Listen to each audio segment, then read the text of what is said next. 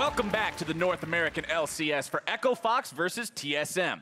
I'm Clayton Captain Flowers Reigns, joined by strategic caster Isaac Azael Cummings-Bailey. You got some strategies for us today, Azael? My strategy was to let you carry me. Well, I hope my back is ready to go. You got a lot of faith, my friend. Let's go ahead and jump into things by looking at the starting rosters here today. Selecting blue side, it's Echo Fox with Huni in the top lane, Dardoch in the jungle, Damonte at mid, Lost bottom, Smoothie on support, and Coach Think Card. Opposite them on the red side today is going to be TSM. In the top lane, Hauntzer. In the jungle, Grig. Mid laner, Bjergsen. Bot and support going to be Zven and Mithy, with head coach Lustboy and strategic coach Song.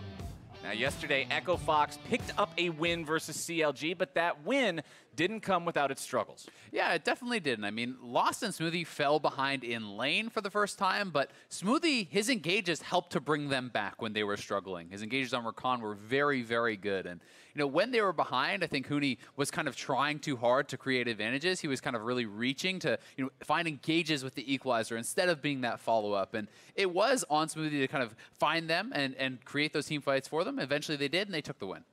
Now, if Huni reaches for the types of plays that were exploited yesterday by TSM, that could be an opening for this team to find a win. In yesterday's game, TSM were actually able to punish the Golden Guardians many times for their very aggressive plays. And if Echo Fox make those same errors, TSM could be able to turn that into success here today. Yeah, exactly. A lot of people talk about how TSM kind of sits back and waits for other teams to make mistakes. Echo Fox is one of those teams that sometimes gets a little bit ahead of themselves and can give you those openings to punish. And, you know, on TSM Legends, Mithy had talked a lot about how he felt that they weren't playing as a team, that they didn't have that sense of brotherhood, and they needed to fix that. They needed to give each other direct feedback, you know, fix their problems really quickly if they wanted to improve and make playoffs. And they got a win yesterday. I think getting another win under their belt here can make a big difference in the standings, but also more importantly for the team morale and for the team atmosphere. Yeah, talking about that team atmosphere, working together as a group, working together as that coherent five-man unit. You've got so much star power on this team. If you look at the solo lanes, you've got Hauntzer and Bjergsen, who have been on the most successful LCS team for the longest time. You brought in Zven and Mithy, who were on G2, who won so much in Europe, and now to face the struggles that you're facing, you need to find those wins to not only have faith in yourselves,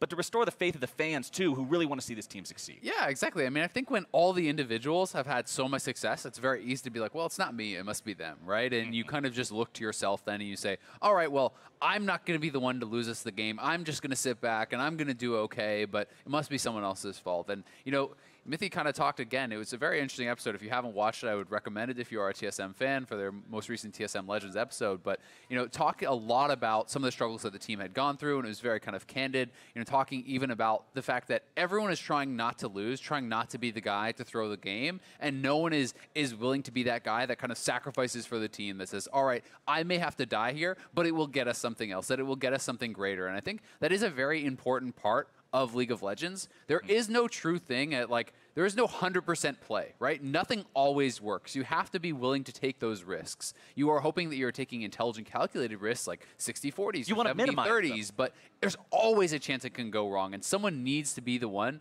to step up and make that action happen. And for TSM, that lack, that missing element is what is such a pain point for so many fans of the team and for the team's own successes. Oftentimes, you watch a TSM game, and it seems like even when a lead is built, even when they have made plays or found successes punishing their opponents, like what we saw yesterday against Golden Guardians, they will always err on the side of caution. They will play it very slowly, which can be a bit frustrating because you want to see all that star power get realized and watch them go for the throat. Watch them be able to turn those small leads into bigger ones. Exactly, and it can be even more frustrating because against a top team, you are giving them more and more opportunities to get an advantage, to come back into that game. You can't risk that against a top-level team like Echo Fox.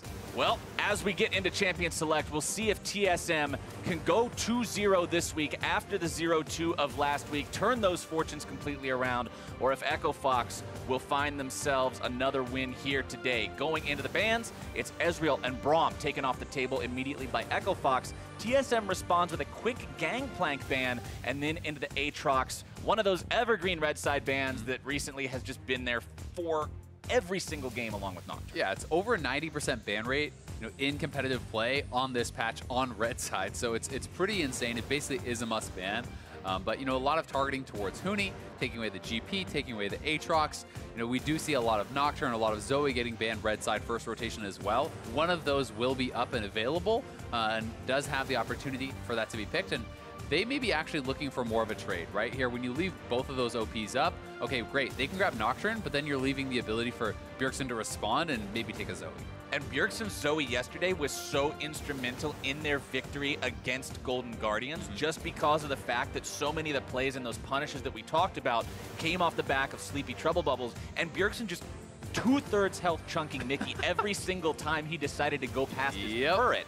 And it looks like TSM will go after that pick here again, responding to that Nocturne. Like you said, if there's 2 OPs left up, just leave them both up, trade them back. Exactly. And then the only question is, as TSM, okay, well, as Echo Fox, they're deciding consciously, okay, we are giving them Zoe because we are taking Nocturne. You have to worry then, do they have a plan to counteract this? Is that plan something that we need to, be concerned about? Is there some counter pick or real answer to Zoe? And if you feel that, hey, no, I can play around any matchup, then it's not a concern. But, that's some of the complications that come into these drafts where people have to think, multiple steps ahead. And we are seeing another top-tier jungler picked up early on, the Kindred. Grab for TSM. We've seen so much of this champion after the buffs. I remember it was kind of a conversation that I had with you and some other people in the office in weeks past about how, man, it seems like these Kindred buffs just keep coming in one after another. I wonder how long it's going to take before we see this champion finally start to see some play again. And now that that champion has hit the meta, it has hit like a truck. We are seeing so much of her in the jungle. Yeah, we really are. I mean, it's a champion that I think has a fairly good early game, has the potential to snowball and take over a game completely, but also has strong utility in the team fighting ultimate, right? So, I think that it's just has so many ways to succeed that it's a strong pick for any carry-oriented jungler.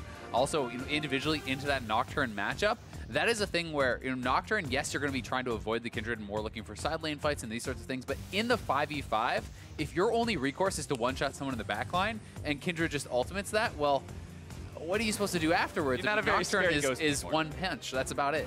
Yeah, Nocturne's not going to have a fun time if he can't get those assassinations. We'll see what Dardoch can do on that pick. He will be backed up by the Varus and the Morgana, picked up there by Echo Fox as TSM decides to grab their own AD carry before the second round of the bans hit, grabbing the Lucian there for Zven. Yeah, the Morgana Varus bottom lane, it's probably going to be poke Varus. That's mostly what we have been seeing. But this is the same kind of bottom lane that we've seen a lot. It was actually played a ton by Clutch, by Apollo and Hawkwoe. This is one of their strongest bottom lanes, and it has very, very strong all-in at level 6. It has good push and poke in the early laning phase, but if you hit an ultimate from the Varus or you hit a binding from Morgana post level 6, that all-in is so hard to deal with because you're going to have it followed up by the Varus ultimate if you hit a binding. Then the Morgana ultimate's going to be coming through. Everything becomes guaranteed, and you can really 100-0 people. It does give a lot of engage options here as well. You already have the Nocturne, you have the Varus ultimate, the Morgana bindings. There's a lot of ways for them to find fights, and so far, TSM is quite squishy, so that is a bit of a concern if someone gets caught. TSM must be thinking the same thing right now. They're looking at one of those tankier supports, somebody who can go in, start the fight off for himself, as well as get out of some of that chain CC using the ultimate. They'll pick up the Alistar there for Mithy as their 4th pick. Yeah, it's another ability to be proactive. It's someone who can start the fights for TSM, who can look to be a difference maker. Mithy wants to be that guy who goes down fighting, who is looking for the way to win, and I think that putting him on the Alistar gives him a good opportunity to be able to find engages. Echo Fox very often does draft full squishy comps. That's much more their playstyle. High DPS, low survivability, depend on your outplay and your individual mechanics. And Alistar is someone who can find those engages and really punish a team like that. And TSM has tried so hard to keep Huni away from something that's higher damage, away from one of those carry-style picks. You mentioned the GP banned along with the Aatrox in the first rotation. Kinnan and Rumble both banned out in the second rotation. They'll still end up getting Huni the Gnar. He still has something with that damage, that split push capability. And TSM will think about picking the Mundo into it. This is a matchup that can go very poorly for Mundo if the Gnar is allowed to just run wild in the split push scenario. Black Cleaver, Blade of the Ruined King, itemization like that can make things very difficult. But they will switch over to the Cho'Gath instead. Interesting. So the Cho'Gath, I feel like, has a higher chance of honestly being punished in this 1v1. But at the same time, if Cho'Gath gets ahead, if Cho'Gath is actually, getting to that certain point where you become too tanky, you have your tabbies, you have your Thornmail, you have all these items, and your innate sustain from your passive, you become very hard to actually push out of lane. You're going to have a lot of effectiveness in team fights, especially when you are, again, against this squishy team. 1,000 damage feast on any squishy character is pretty terrifying. So when you're engaging into that Cho'Gath, that is very good. It's also something that works well in combination with the Kindred ultimate, because if you have your feast available coming out of the Kindred ult, that is a basically guaranteed kill on anyone who is already low HP in that ult. I mean, Kindred Ultimate is one of those abilities that just turns everything so chaotic. It makes it so everyone has to go to the same area. Everyone's saving abilities for right when it falls, and then there's that snap of the fingers moment as soon as it goes down where everything's all decided in an instant. And if that instant happens to include, like you say, a 1,000 damage true damage burst, it's much more likely to go in your favor. Definitely is. This is going to be a good one. Echo Fox and TSM facing off here. TSM trying to fight for those playoff hopes, and Echo Fox looking to get back on top.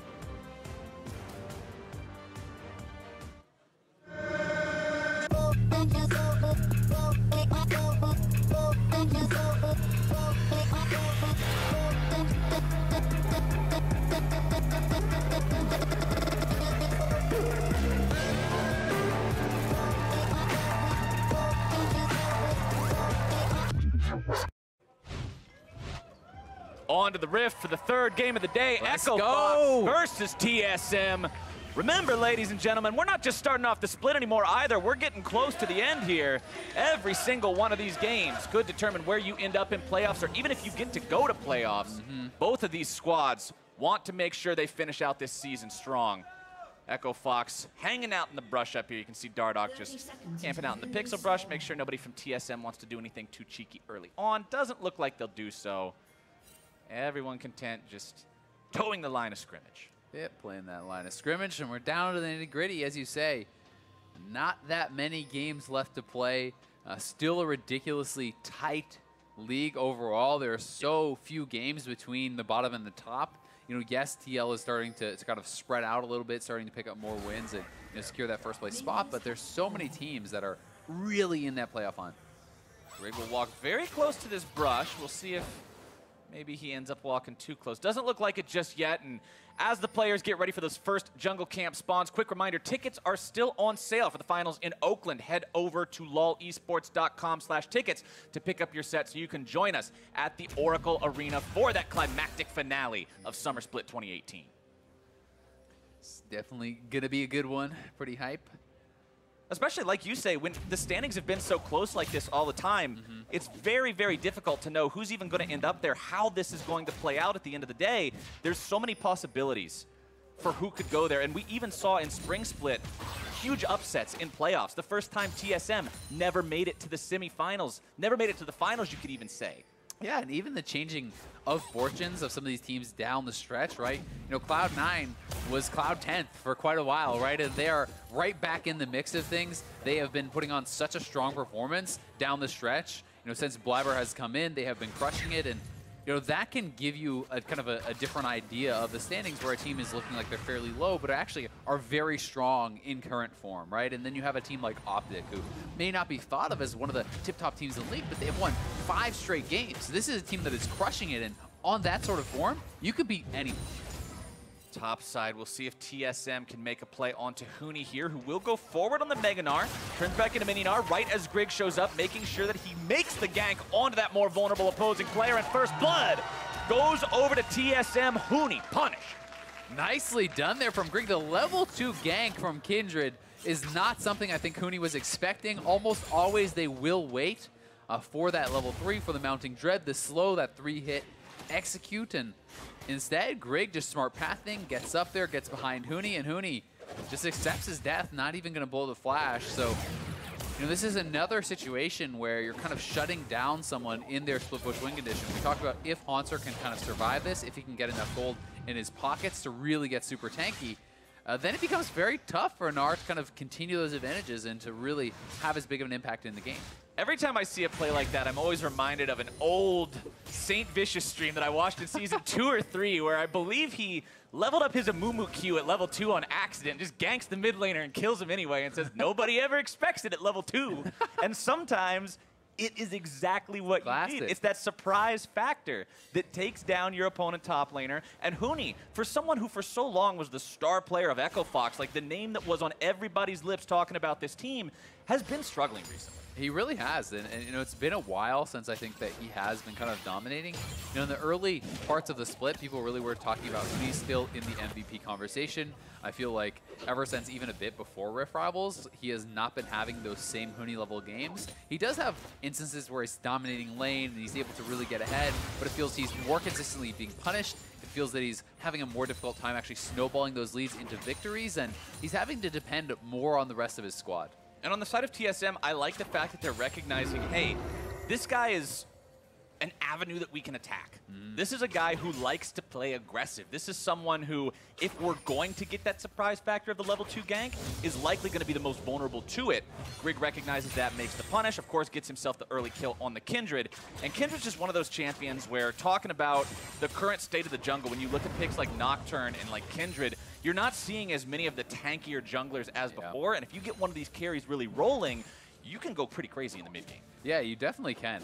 And I think, you know, especially when you are, you know, pairing up one of these carry-style junglers alongside a tank who can kind of enable them, like, then Kindred plus Cho'Gath from ahead can look for dives very easily, and that becomes super, super scary. Is Grig going to be able to take away that Gromp? Nicely done. And you know, Dardoch didn't have Smite, so he knows there's not much of a chance to actually contest that. Huni was not strong enough to actually look for the 2v2, so Huni's just going to take the time to base, and they have to kind of accept that loss. It always feels bad to lose the camp that way, but recognizing you don't have the Smite and just conceding the objective before you try to fight for it in vain, lose a couple hundred health, is simply the better option. Yeah. It's the lesser of two evils, but it still doesn't feel good. Yeah, it's never going to feel good, but sometimes the game is about minimizing loss, right? It's a situation where you are in a no-win situation. Now you have to give up the minimum, right? You got counterpick top lane. Okay, well, it's better to go down 15, 20 CS than it is to be dying and giving up your turret and you know, letting that guy run wild.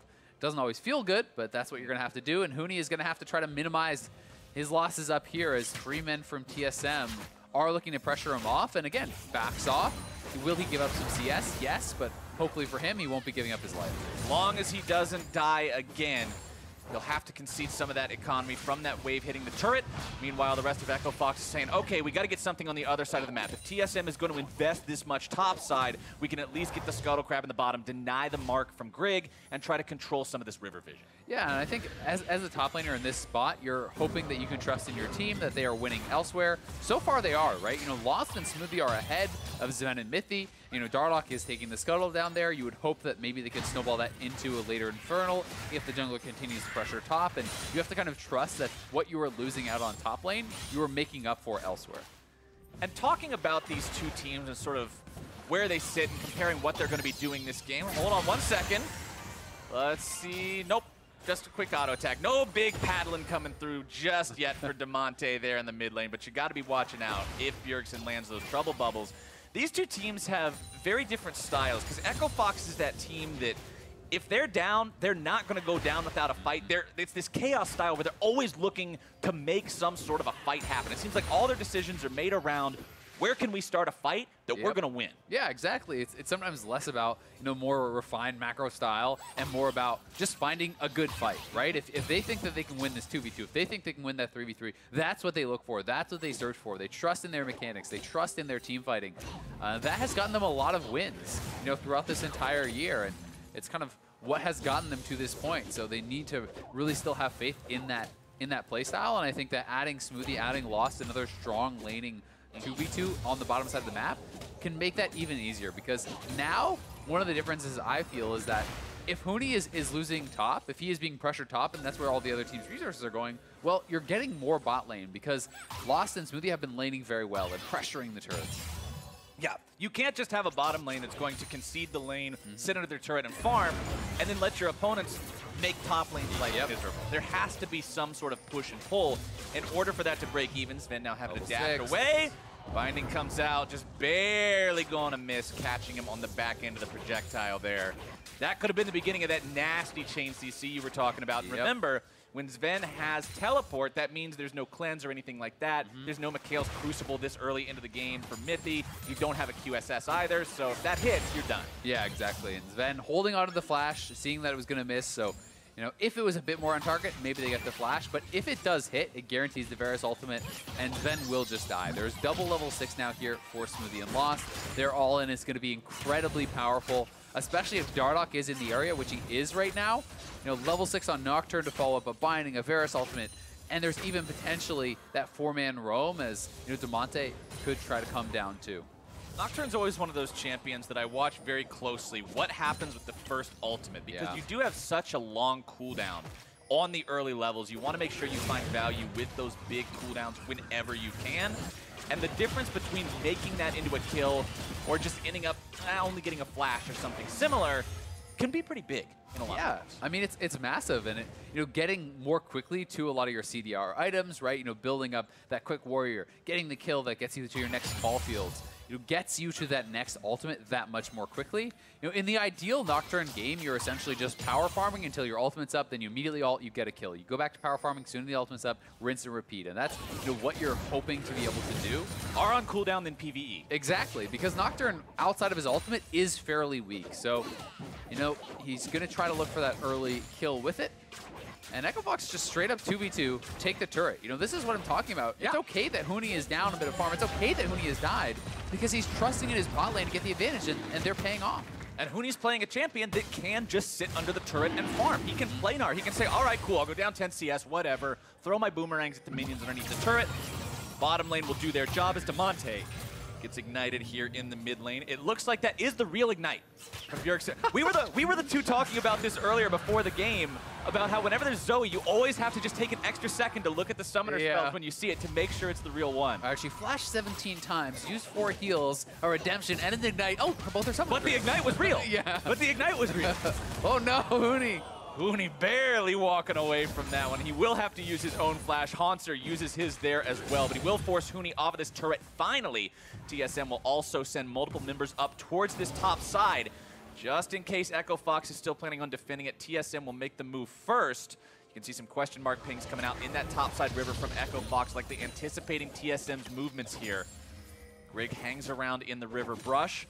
Mithy will be spotted out by that ward. Yeah, this is actually pretty big. It allows Echo Fox to set up for this collapse. In they go. See if they can find the kill here. Won't be able to get it in before the Lambda Spite. It's going to be 2 TPs, both used here. Grig having to try to jump himself away. Huni still looking to maybe find an opportunity in here. Change of Corruption, find their way onto Mithy, but again, that's the Alistar. That's the Binding, though. Engage the CC. More coming in. The chain CC follows it up. A little bit more damage will not find the mark, and everyone, Azael, walks away. Yeah, very close call there. Both teams coming in, and had that piercing arrow been a split second later, the ultimate might have expired there from Mithy, and they may have gotten a kill, but either way, Echo Fox with the HP advantage, they maintain that pressure, and as a result, going to be going over for the Rift Herald here. We see multiple TSM members are in the area, but when your jungler's basing, when you don't have your support, it would be really hard to actually challenge for this. Now they want to try to punish, but like you said, the health bars on Echo Fox are just too high. There's not really any opportunity to do anything there just yet. So Echo Fox now goes up 3 objectives to 0. They've got a turret, they've got a Drake, they've got Rift Herald. So far, they have found quite a lot for themselves 12 minutes into this game. Yeah, they're looking really good, and as a result, they can take that Rift Herald and try to pressure another turret. I'm going to be interested to see how Dardoch actually uses that Rift Herald summon. If he's going to try to get a pick first and then go for it, because oftentimes if you can get that kill in the side lane, you can snowball it into a lot. Oh, that sleep. That bubble was almost trouble, but they're still going to find the damage onto Huni and take him down. It's Grig picking up the money. Yeah, Huni just gets popped there, playing with fire a little bit, trying to mess around with Grig as he went for that bounty, but TSM comes in with the collapse. 3 members quickly getting in there, and they get the kill onto Huni, and now Dardoch in trouble. Dardoch tries to go into the enemy jungle, gets a paddling on his way out. Deleted there by Bjergsen. Mithy showing off some of that Alistar playmaking, finds Dardoch, makes him pay, and this, because Dardoch has gone down, means Echo Fox's dual lane has to kind of back off and can't fully commit to taking down that turret just yet. I always like to look at what exactly is the potential reward for the action that you're taking right now. When you look at what Huni was doing, trying to stop the Kindred from grabbing the mark, and you look at what happened as the consequence, you have to ask, was that risk versus reward really weighing out in the end? Exactly. You can't go for the 100% plays, but you also don't want to go for the 10% plays, the 20, the 30% plays. You have to, really kind of calculate that, and ultimate is back up for Mithy. Mithy's got it. He decides to go right in the face of Echo Fox, and TSM will turn this one right around. Culling comes out, and Lost goes down. It's a double kill for Grig. Grig is 4-0 right now. It's Echo Fox looking for the engage, but Mithy pops the ultimate, turns the fight around, and Smoothie just gets destroyed before he can actually get a stopwatch off. So Echo Fox down 5 kills now, and TSM looking so much more aggressive, so much more proactive with Mithy on this Alistar. And I love this decision here. Goes right in. Yeah, pops the ultimate, gets out of the binding, flashes right onto Lost, slows him down, even able to survive, and then Zven and Grig there to back him up, and Grig feeling good, having a laugh about it. 4-0 on the Kindred. All gonna be smiling. All smiles when you get to start off like that, 4-0 on one of those carry junglers. Shelly summoned up here in the mid lane, only takes a minimum amount of damage before getting off the charge. Mid lane tier 1 turret will be taken low, but now Echo Fox could be in some trouble. Hauntzer coming in with the Righteous Glory, looking to find the silence onto one. More damage going through. Dardoch gonna be bursted down as the stun comes back onto Grig, who is taken low, but not so low that he's actually in danger of dying yet. Doesn't even have to pop the Lamb's Respite. And that's 1-0 TSM. Yeah, and Grig has been playing a hell of a game. I mean, his pressure on the top side has put Huni very far behind. Huni is down, he has had 2 deaths, but he's also down 35 CS, so it's both, right? And you can give up some kills, but you want to stay at least relevant in the farm. He is pretty far behind in that regard, and TSM really starting to kind of take some control. Echo Fox has farmed well in other areas, though, so they're not super far down in gold. But still, TSM looking good, and Mithy looking very proactive. It's promising as a TSM fan to see him being able to make those plays, being able to go forward and find those picks on the Alistar, because that's something that TSM has been sorely lacking. And TSM seems coordinated here as well. Mithy's ability to turn that fight around on the top side and just immediately go back in on his opponents relied on the fact that he could count on his team to say, okay, just turn. And for a team that has seemed to have communication issues, have teamwork problems, that's big. That shows those weaknesses are being addressed. Definitely does. And for Echo Fox, it's been all about this duel lane. Smoothie and Lost have taken down 2 turrets. They're now looking 3-man top. 3 versus 1 against Hauntzer's Cho'Gath, and there's not a lot of a chance out of that one. Echo Fox finally get themselves on the board. Yeah, I mean, it's 6-1 in kills, but because Lost and Smoothie have knocked down 2 turrets, the gold is still pretty darn close. And they are now looking to pressure another turret here. TSM trying to respond in mid, in bot.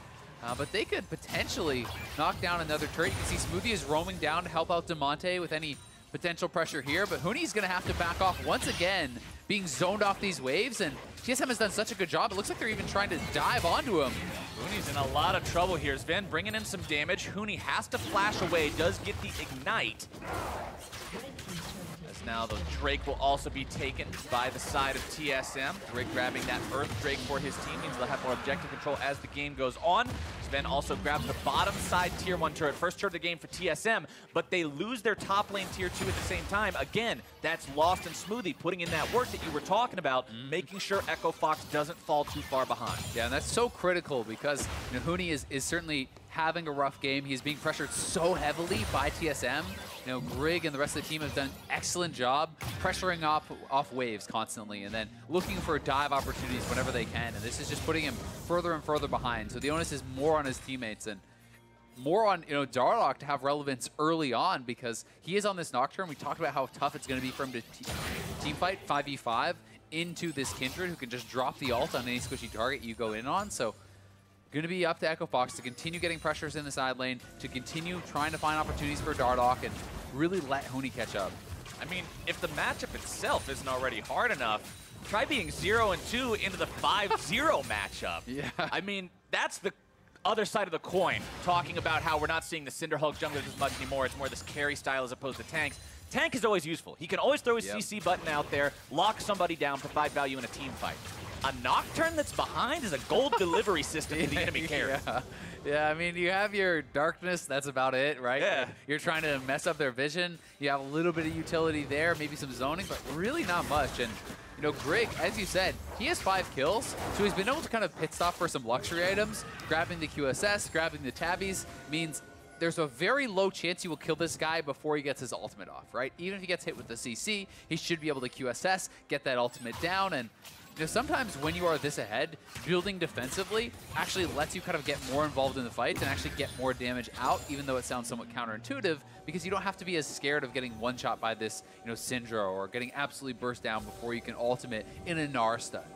And being able to play aggressively, being able to not have to worry about all those stuns, might be the answer TSM needs to fix some of those problems that we mentioned earlier on, where it seems like even with a lead, it's hard for them to translate that into more. It's hard to build something greater out of it.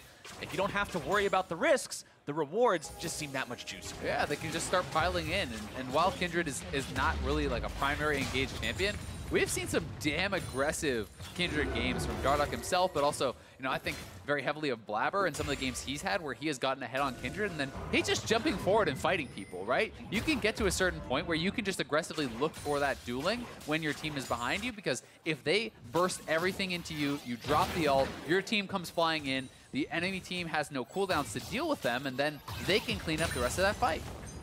I want to point out, too, we're taking a look at the itemization coming out this game is now Damonte is going to be here. on. Grig looking to make this one happen, going to be stunned up. QSS means he's able to get that Lamb's Respite down in time, but Echo Fox is looking to collapse with multiple members. Grig going to be taken very low, but Dardoch's taken down first. Grig goes down to shutdown credit over to Huni as Hauntzer drops next. Echo Fox still looking to make this fight happen. They're going for even more now on to Zven as the damage comes through and Huni stays alive. Echo Fox turning the dive around. Dardoch in range right at the very start, and despite the fact that the ultimate got off from Grig, more Echo Fox members were there faster. They respond to the fight, and 2 kills going to Huni, plus the 5-kill monster shutdown. Just got hand-delivered there to Huni, and he is going to be right back into the game. Completes the cleaver. He has a Bilgewater Cutlass. He is right back in there for split push. Let's take another look at how this happened, because TSM really wanted Damonte. Yeah, they want to go aggressive here. They have been making proactive plays, but there's too many Echo Fox members there in the area. 3 Echo Fox members were there right at the start. The only 2 members who weren't immediately TP into the turret. A great response from Echo Fox coming in very, very quickly. Full commitment to the call to fight. They're able to pick up 3 for the low cost of 1 Nocturne. Bjergsen also, the paddle star that he aimed onto Smoothie, very slightly missed him, just went right above that Morgana, so could have almost been a 2 for 3 there. The accuracy not quite where it needed to be for TSM to make that one a little bit closer. And that was eerily reminiscent of what Golden Guardians tried to do yesterday against TSM. Yeah. They tried to make a dive happen underneath that tier 1 topside turret. TSM turned it around. And this is what you're talking about, Azale. Nothing's a 100%, but when you're taking something that's too far away from those high numbers, you're running the risk of gifting things over to your opponents. You definitely are, but you have to be willing to take some hits, you know, and continually go for those punches, right? So many of their aggressive plays throughout this game have worked, so you can't just say, well, can't ever play aggressive again because that one didn't work. So, you know, yes, that dive did not work out. Yes, there was more Echo Fox members in the area, but TSM, they have gotten to their original lead through aggressive play. I want to see them continue to be proactive. I want to see them look for that next play and still trust in their calls and trust in their ability to play well. Otherwise, if you fall back and allow Huni to have his time in his side lane, expect Echo Fox to start dictating.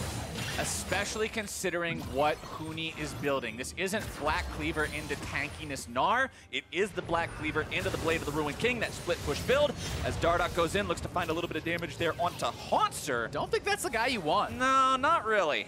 Yeah, he's a tanky boy, and Hauntzer just kind of casually walks out. It's like, all right, man, cool. See you later. That's a very, very big boy. But anyway, Dardoch cooldown is going to be out of there. Hoping, obviously, that he could have the follow-up to maybe just burn him down. You know, and if Hauntzer is alone, then hey, maybe you just focus fire that tank. You can't retaliate, you get a kill. And that's kind of what Dardoch was looking for there. Either way, doesn't work out. We'll see, though, if TSM can find another play here. Is Damonte up on the top side? Nice little bit of damage coming out there onto Mithy. Both these mages hit like a truck, by the way. Morello Nomicon, Sorcerer's Shoes, Luden's Echo on the Syndra. Same thing, but with Mercury Treads for the Zoe. If these guys can land their combos, it's just going to delete health bars, whichever ones they find themselves onto. There's not a lot of magic resistance in this game. By not a lot, I mean there's actually none aside from shoes. So, QSS, baby, let's go. Okay, we got a QSS. All right. If we're really going to nitpick and call that a magic resist item. We got a QSS. Is going to defend you from the double spell pen. But yeah, you know, Damonte obviously is at that kind of burst triumvirate of items. Double spell pen plus Ludens is about as bursty as you can get with that amount of gold. Certainly not a lot of magic resist, especially when you're looking at someone like Zven, who would be a prime target for that Syndra. He could get absolutely blown up. But then you're depending again on Kindred to be there and to pop that ultimate in time to kind of negate a lot of the burst that comes out of Echo Fox. Mithy is behind these guys, and he's going to look for the fight here. This could be a disaster. Righteous Glory coming out from Hauntzer, looking to find the collapse here. It's going to be Smoothie jumped on TSM with no mercy. Find the pick onto the Echo Fox support. Yeah, they get the kill on a Smoothie, and they get the flash. So even though Lost was actually black shielded, he expends the flash there. So that means that they kind of get a double reward, and we're going to have to track if that gets punished later on, because that Varus with no flash could be a pretty juicy target for Mithy, who is going to have his flash available. Absolutely. Echo Fox now will continue just trying to shove up here in the mid lane. TSM won't find anything off the back of that pick. It's just going to be the 300 gold as well as the flash from that enemy 80 carry like you mentioned. It's always, always, always one thing you've got to think about. Yeah, we got the pick. Can we get anything else? TSM decides right now the answer is no. Drake isn't alive. There's not really any turret you can take right now at the positioning of the waves, and I mean, Baron's a little bit audacious for 24 minutes into the game after having only taken down the enemy support. But that being said, that flash may mean, hey, in a couple minutes, if you kill off Lost before that flash comes up, then you can maybe actually turn that into a Baron, right? You start up that Baron. If they don't have their marksman, you could maybe turn and fight, or you can just burn it down. And that's something that they can look to kind of get that additional reward later on, but they're going to have to be proactive and try to attack Lost before the flash comes out. And Blade of the Rune King now done for Huni. He picks up an additional dagger, which tells me there's a high chance he could be going into the Rage Blade style build to get those additional hyper procs, which really is full commitment to side lane, right? This is much less about the team fight. Sure, you can still fly in and go for that Mega Gnar, but you are going to be a very squishy boy. You will die in one Trouble Bubble Paddle Star. Yeah. With no defensive itemization aside from the health on a Black Cleaver. Yeah, it's very, very scary. But at the same time, hey, if you get left alone with Hauntzer, he's not going to have very much fun. And if you get to a turret with all that attack speed, you can burn that down very much. So the track if Huni can get ahead and if he's going to be able to make that pay off, or if Hauntzer is going to be able to kind of get to those team fights and where he really wants to be most effective. Hauntzer has been pretty effective so far. The Righteous Glory first pick, we've seen him use it in fight after fight to just make sure he can get in there, be that front line for TSM. And honestly, 26 minutes into this game, despite the fact that 11 total objectives have gone down, including Drakes and Rift Heralds, and there's already 12 kills, you're still seeing a game that's 200 gold apart. Yeah, this is an incredibly close game between these two teams. You know, really is going to come down to execution, and Huni wisely backing off as a lot of TSM members go missing. You can see there's no Echo Fox vision on the bottom side of the map. He has no idea where anyone is. All their wards are around Baron. That is where they are focusing. So he has to play with respect, and Mithy is around here. Grig will steal away that red buff. Always nice to have that on a ranged auto attacker. Kindred making wonderful use of that extra utility and damage as TSM will push up towards the tier 2. Seeing if maybe they can get some damage onto this with the minion wave. Looks like they will, because Damonte is nowhere nearby. Remember, this is not a teleport Syndra. He has the cleanse instead, so without enough members nearby to make that defense happen, TSM pick up a freebie. Yeah, they have the top wave pushing, so maybe some minions will be lost there for TSM, but they get a turret. This is nice play around that bottom side of the map. TSM drops a couple of pink wards there, kind of makes it harder for Huni to feel safe split pushing, and Hauntzer was even, you could see, threatening a flank. Binding there over the wall from Smoothie! Oh my God! Gameplay button. There was a Morgana there 1 second ago, I swear to you. Your eyes are not deceiving you.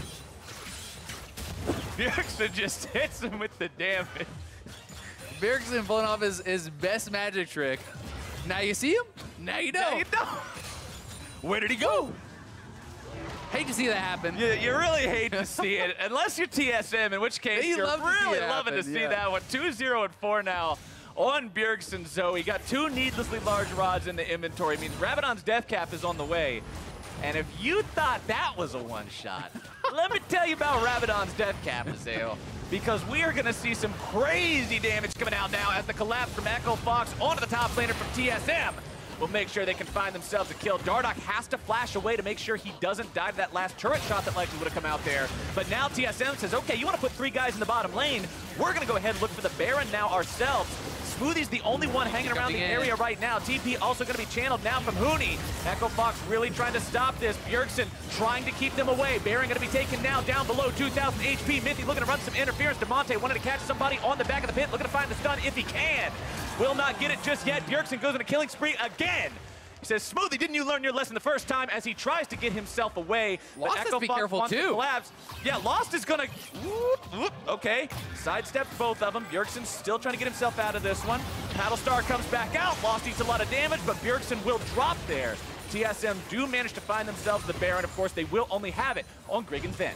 Yeah, but that is a critical takedown for them. So again, TSM being decisive. They lose one member on the bottom side of the map. They fully commit to the Baron. You can see Mithy is buying time. He is giving up his life for the team here. Going forward, Bjergsen able to trade back a kill. Flashes out of the Varus ultimate right there. Real flash. And real flash, important to note. No imitation, and either way, Bjergsen is going to get chased down. Lost patient enough, making sure he doesn't overcommit and actually chase into his own death. So they do get that kill. TSM does have the Baron, and now it's about fighting for this Infernal, but it looks like Echo Fox are the ones that are there first and should be able to take it down. This is the Echo Fox I know. This is the team that, despite the fact that their opponents are the ones who got Baron, they say, nope, we don't care, still fighting you in open ground. This is how we play League of Legends. Yeah, and I mean, it's a smart play, right? Because TSM had lost a lot of health from that Baron, because, you know, Mithy is giving up his life for the team, you can win the team fight thereafter. You can knock off some of those Baron buffs. So it ends up being a fairly even trade, but you have to say, looking at the game state, double Infernal is a very big advantage for Echo Fox, especially because of how many people are building damage. Oh, you know, yeah. All 5 members of Echo Fox are getting big benefits from this AD, from this AP. It's not an Alistar, it's not a Mundo. This is, you know, full kind of damage Huni on the Gnar and an AP Morgana. Grig taken very low there by Damonte. Has to pop his own ultimate, but Mithy ends up messing up the combo and actually shoves Damonte to safety. Damonte pops the stopwatch, keeping himself alive. He's going to be Hauntzer food, though. The shutdown credit going over to TSM's top laner, but Huni is knocking on the door to the bottom lane. Yeah, Huni completed the Rage Blade off of his last shutdown in that team fight. He is just straight onto it. They're trying to delay the bases here. Is this going to be another NALCS base race? It could be. I mean, someone else has to go back. So multiple members are going back for TSM, so they have 2 there to try to stop. And now the 3 members from TSM are trying to push for the inhibitor. TSM wanting to take this one down. It's going to be the ultimate used there from Dardoch, trying to scare them away. He will be taken very low. Can't quite find his mark just yet. Somehow lives with 40 HP. He'll walk away. They'll hold the turret for now. Binding comes out, only finds its way onto the cannon. It'll stop that Baron up push from using that resource. However, they're still able to break the line. They're still able to find the inhib, and TSM come out on top. Yeah, and Huni's not going to have time to actually knock down any inhibitor because Mithy had rejoined the team, but he didn't have vision of that until just recently. They have the Baron recalls, so TSM managing these calls in the hectic situations much better. You think back to that FlyQuest game, listening to some of the comms there was so split, was so messy. This time TSM makes a calm decision, 2 members back to defend, 3 members continue the push, they get the inhibitor, they keep their own alive.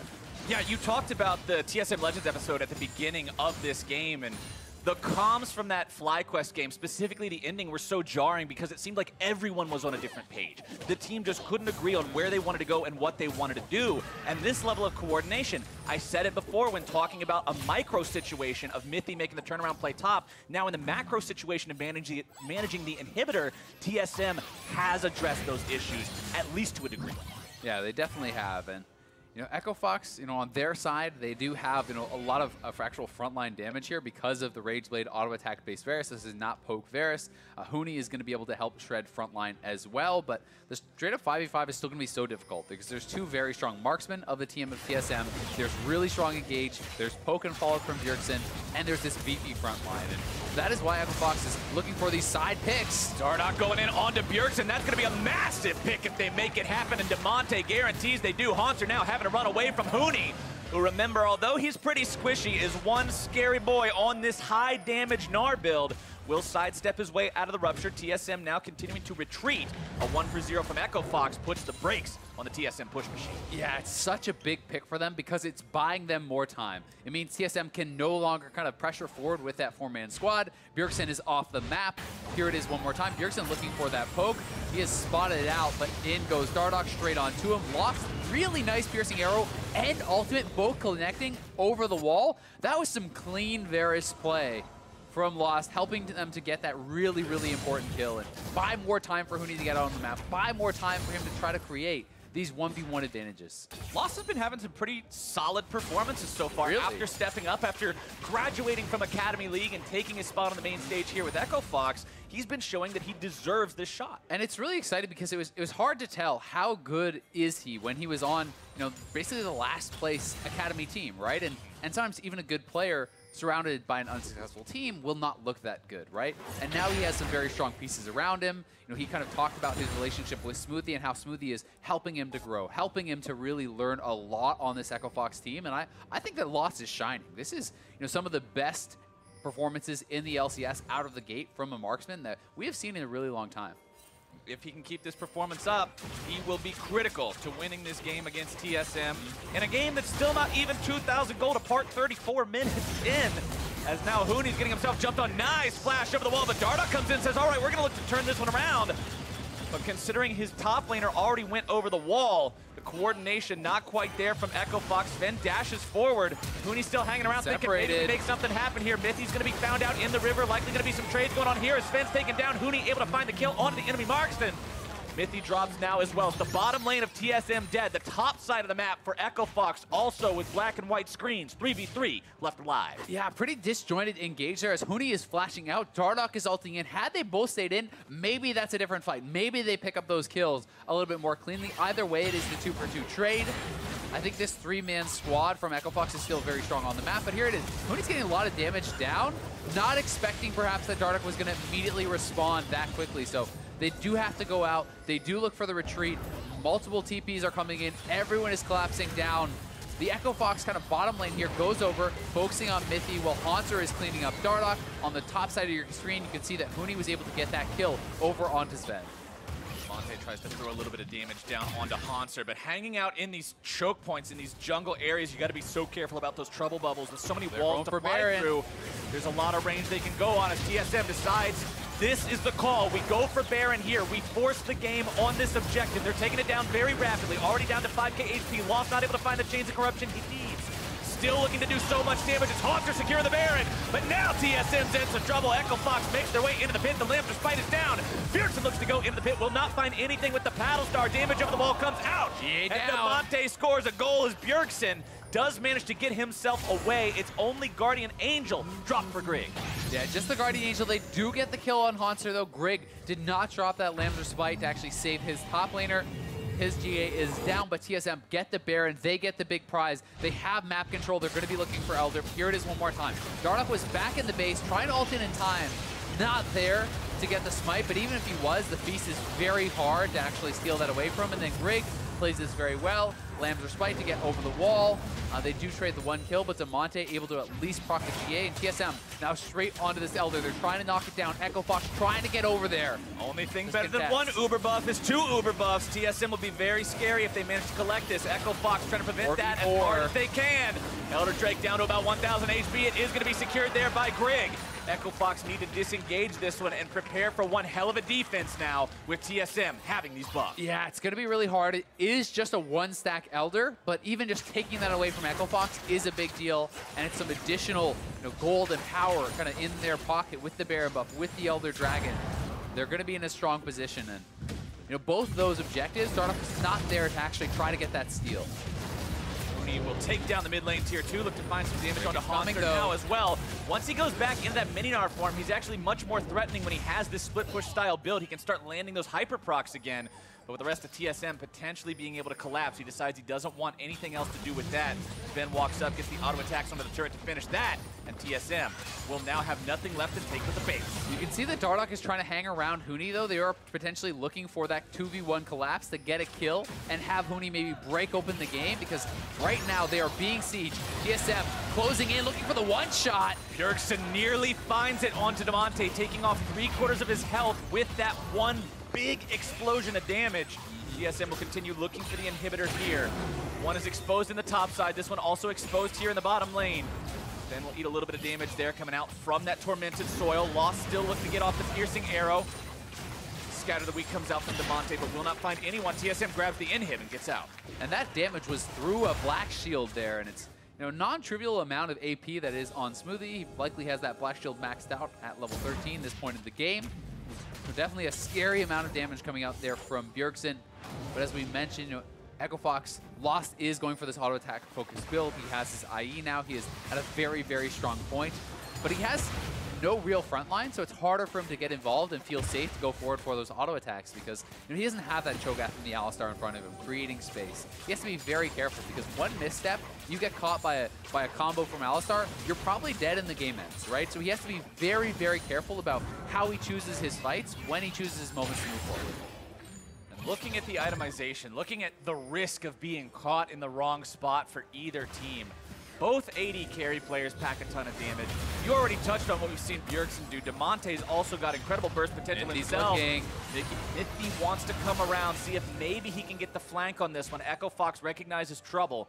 They get themselves out before TSM can make the collapse, but you've still got one exposed inhib, one down inhib, and your opponents with these buffs that are just now starting to wear off. And Huni is just continuing to split push, right? He's trying to do this, so it's up to that four-man squad from Echo Fox to try to hold the line, to give up the minimum, and they have a very hard job because there is hard engage from TSM, but TSM calling it off, saying we are not positive that we can actually get this inhibitor down before Huni gets one of his own, so they back off, they look to defend, reset, spend their gold, and still, we are left at a very, very close game. TSM is one fight away from winning, but honestly, so is Echo Fox. I mean, if you actually ace this team, you could maybe march it down through bot and just end the game.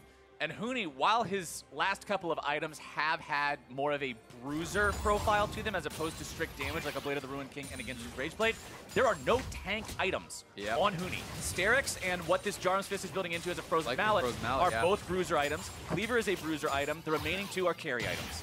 This is a Gnar that is 100% invested in split pushing and going for some kind of side lane victory, even this late into the game. He's been spotted. Oh, secret agent Huni. Holy cow. He's just hiding in the bush. Snake hiding out. Quick, don't now move. He's found his way onto Hauntzer. Looking to make this play. It's Dardoch coming in from the side here as well, making sure they're able to find it. The Gargoyle Stone Blade is going to be popping. It will not be enough. Grig tries to come in from the side, looking to collapse, maybe do something.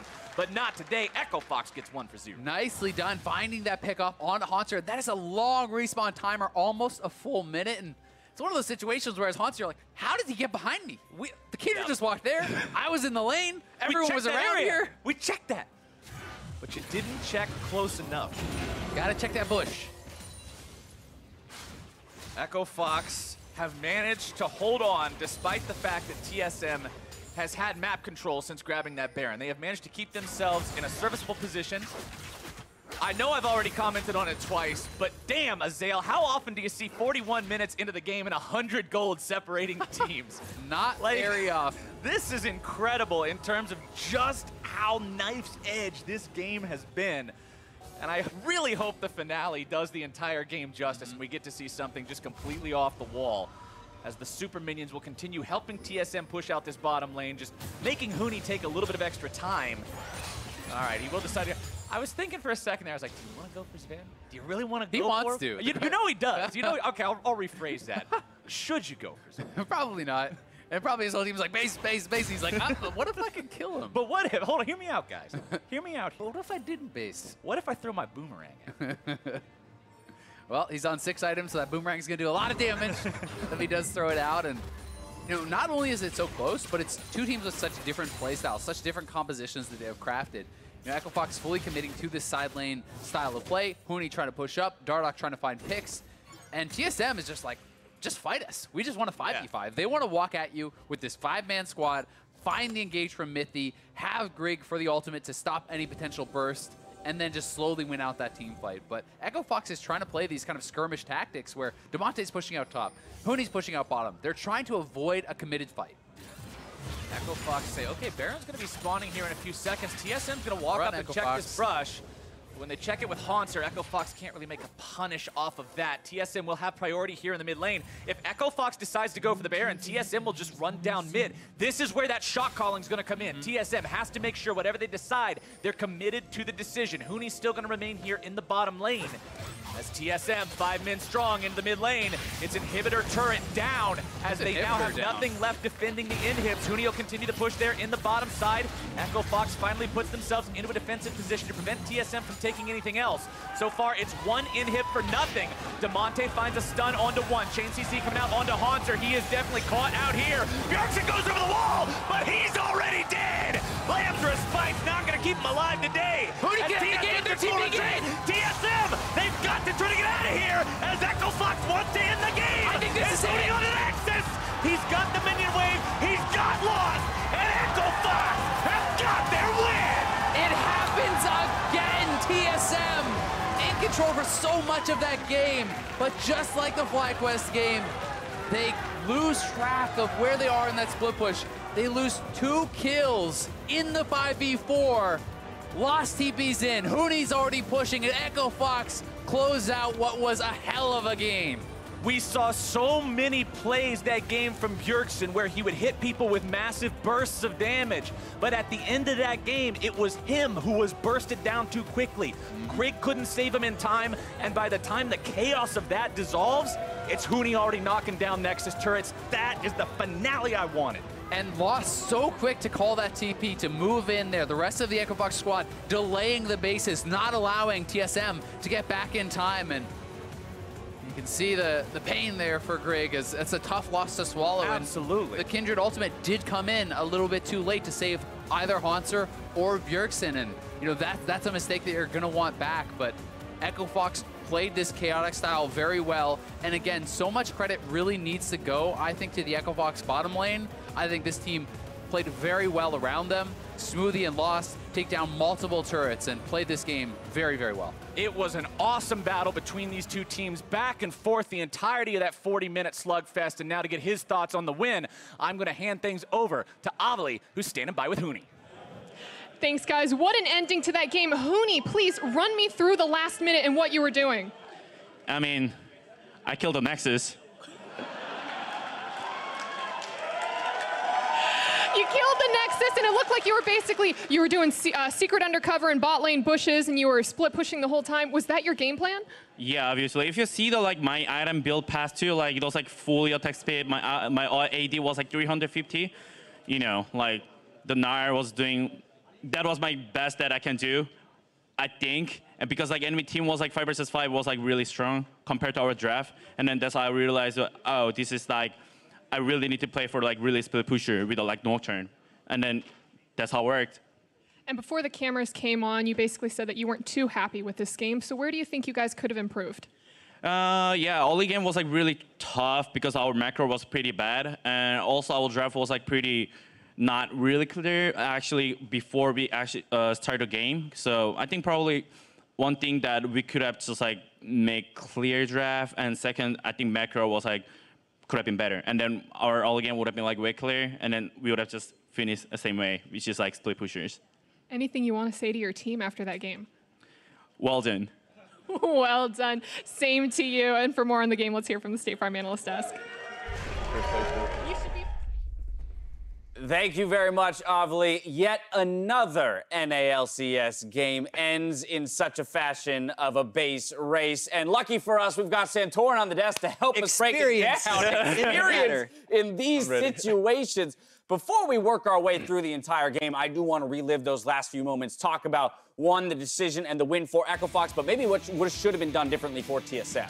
Yeah, so Santorin and I were just talking about this, and the preliminary conclusion is that Echo Fox actually made a really good play here because they have Baron vision, so TSM doesn't want to face check while Huni is split pushing. But Santorin, take it from here. What is TSM thinking? Yeah, so I think they're really scared of face checking Baron, and they see now pushing bot. So okay, we got to force something. So get mid priority. Yeah, so walk down mid, and I think at this point it's already really hard for them because I think honestly they should walk back to Baron, start Baron, force a play because you have time before now starts pushing the waves.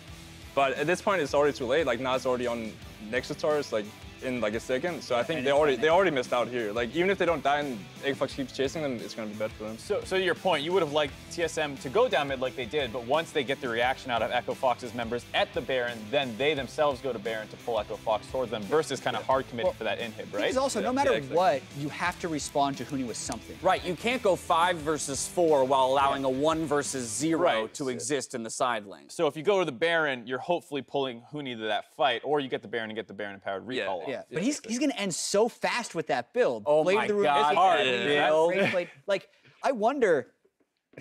I legit have never wanted to play Gnar more than watching Huni eat through like an 8K Cho'Gath tank in 4 seconds. This is like your classic problem. Whenever you have a split pusher get to that point in a game where they can 1v1 and maybe arguably 1v2 anyone, it becomes really hard to play against if you're executing well. Yes, you've perfectly illustrated the problem. I know everyone wants us to say, like, oh my God, TSM should have just done this thing to achieve victory, but they were in a very tough situation. At that point, I think if Echo Fox pulls off the right macro play, I don't know if there's a way TSM achieves victory without an Echo Fox mistake. There are plenty of TSM mistakes before that, which we're going to cover. Exactly. So let's do that now. Let's go all the way back to the beginning, figure out how we even got to this point. Starting in Champions Select, of course, this is the first time we've seen the Nocturne versus Zoe matchup because we have highlighted in the past the difficulty that Nocturne can create for Zoe, but Bjergsen valuing that pick so high that they decide to allow that first pick prioritization come through on the Nocturne to secure the Zoe. Yeah, I mean, like, he had an absolutely monstrous performance, and a lot of it was in laning phase before you would have had that Nocturne-Zoe interaction where the blackout stops your team fighting. So I think that's kind of what they were thinking about, was like, Bjergsen was so good on Zoe, let's get that on him again. It was his best one of his best performances this split. Now, that said, we have to take a look at Echo Fox and the playstyle matchup against TSM, as you had talked about at the top of the day. Echo Fox is a team that loves to initiate fights. They always look for plays. TSM, reactive? Hey, that works for us. We'll let you try and start the fights. Yeah, TSM had a little bit of pressure to begin with here because they did have more people on that side of the map, but like this was set up by the fact that Huni was trying to greed harass on the Scuttle Crab. And then here, well, they had 3 bottom. Surely we can walk into the enemy jungle. Dardoch wanted to go for something, and TSM punishes it quite well.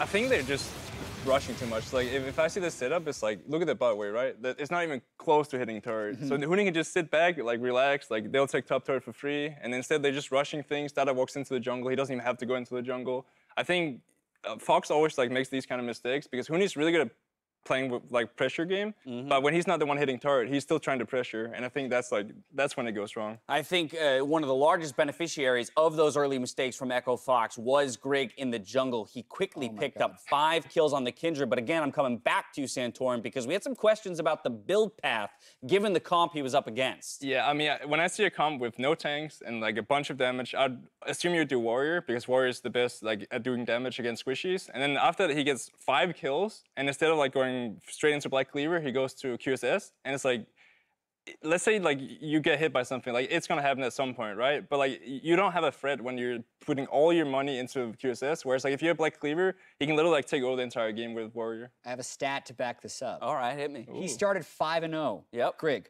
and did less damage than every single player on Echo Fox. Smoothie did more damage than Grig this game. Whoa. It's a Morgana. Try and justify Not the best build. No, without a doubt, not the best build. But this isn't the only mistake that we need to point out for TSM, because again, with some advantages in their favor, they still made enough mistakes to allow the game to fall back over towards Echo Fox. And so we're going to pull up one more replay. This, a TSM pick, but not choosing to do anything with it. Yeah, I mean, this was actually a very proactive play where Mithy found a great flank and set up an early kill. And while it was on to the support, they also got the flash out of Lost. And from here, they have all the tools they need to continue to bait Baron. Look at this. They have a Mountain Drake. They have a Kindred who does % health damage. They have a Blade of the Ruin King Varus. It is a 4v5. The 80 carry doesn't have flash. Santorin, what do you do? I mean, I think here they don't even have to contest midway. They just walk to Baron, and either they start it or they bait it. It depends how they feel like. But like here, like who's gonna face check from Fox? Like whoever walks in is gonna die, or at least burn flashes. Right, there was no blue trinket on the side of Echo Fox to face check or to check, and they have a bunch of squishies. Yeah, and Mithy had flash on Alistar. Like you're ready to go with another combo, and you have decent enough vision to see where people are coming from, and you have Feast to finish it off, so it's not really a 50-50 Baron if they come slowly. And this is what they do. They recall. I was like, I thought there was no more to this replay. The replay doesn't go any further, but that's the situation that got them to the late game situation where Huni was crazy. And also, I got a question for you, Santorin. We were hypothesizing that maybe there was a little bit of FlyQuest PTSD for TSM. Like, they had lost to a solo split pusher pushing their base. Do you feel like TSM might have been overly defensive for most of the game in fear of getting backdoored? I can definitely see that point, but I think if I played against like us and like we see how it went out, it's because they went down mid. So make a play around Baron, like force something, mid. Just force something. And it's like going down mid, like they did it in this game too. It's like if you go to Baron, they have to face check, and if they face check, you get a fight, which you'll probably win. And if you win a fight, you get Baron. And then once you're a Baron, it's like you can just go to the Nale and just push him out all the way, and you'll probably win the game. I've got a follow-up to that, and this is a somewhat loaded question, but we have seen so many games end in this fashion, this split in the NALCS, as compared to almost any split in history, let alone the most recent ones. Why is this happening all of a sudden? Have teams forgotten all of a sudden how to play the macro game? Is this a result of split pushers just being more viable, damage? Like, where are these game endings coming from? I think it's a bit of both. The people play like stuff like Jace and stuff like that you can actually push touch really fast. And it's a lot of time it's like Gnar versus Cho'Gath. Matchups where it's like you need to help the Cho'Gath or make a play, like either or. And if you don't make a play, it's gonna look like this game, for example. And I think that's because of also bad macro. Yeah, I think what was interesting too is at the start of the split, when there was so much going on with the funnel and the bruisers bot lane and the mages bot lane, we were told by a couple different teams like, you can't split push in this meta. There's no chance. Right. And so it's possible that people kind of like forgot how to play against it. Like, top lane carries were still a thing. There was, the Darius and stuff like that, but it wasn't, Darius is not like a split push 1v5 in the game kind of guy. Whereas we're starting to see more of that, and if people were not practicing against split push, they might have forgot how to react. Final point. I think people are also more willing to play chicken with it. Huni's build is never going to teleport into a team fight. He will die in 2 seconds. So he's actually just way more one-dimensional about it and forces the issue. So either he kills the Nexus or his team just gets run over by 5 people. You're forcing the issue. Previously, we'd see so many more people just teleport into a team fight, and it becomes this kind of wash. Well, the craziness continues here in the NALCS. Santorin, thank you so much for being here for this game specifically. Right? Exactly. I'm so glad we secured you for this one. Up next, we've got One of Thieves versus Golden Guardians. And later on NALCS tonight, we're bringing back League Pictionary with Freak, Zyrene, and Aframu, and Otto. Stick around during the break to vote on what they drop. Turns back into Mininar right as Grig shows up, making sure that he makes the gank onto that more vulnerable opposing player at first blood. I'm moving up. I'm coming first. I'm coming first. Come on, Varus. Chase. Oh, I'm just gonna base. I'm gonna base. Let's go. Cho. You guys are gonna win. Cho no flash. Oh, you guys can go. I think that guy still has no flash, Huni. I'm not sure though. Nice, boys. Finding there over the wall. Oh my God! Gameplay button. There was a Morgana there 1 second ago, I swear to you. I got Lucian. Okay. Alistar should die here. I'm done. Ali will die. They're all on Huni. I got Lucian. Back. Two. Hella good. They've got to try to get out of here as Echo Fox wants to end the game. I think this is Huni on an axis. He's got the minion wave. He's got lost. And Echo Fox has got their win. Welcome to Level Up, presented by State Farm. With Kindred back in the meta, we want to make sure you know how to use and wolf down those passive marks. At 0 stacks, Kindred has an auto attack range of 500, the same as Lucian. At 4 stacks, Lamb and Wolf unlock a bonus 75 range. This puts Kindred on par with Varus. Pick up early marks found on easier to execute camps, both in the jungle and in lane. And you could, theoretically, outrange any marksman in the game.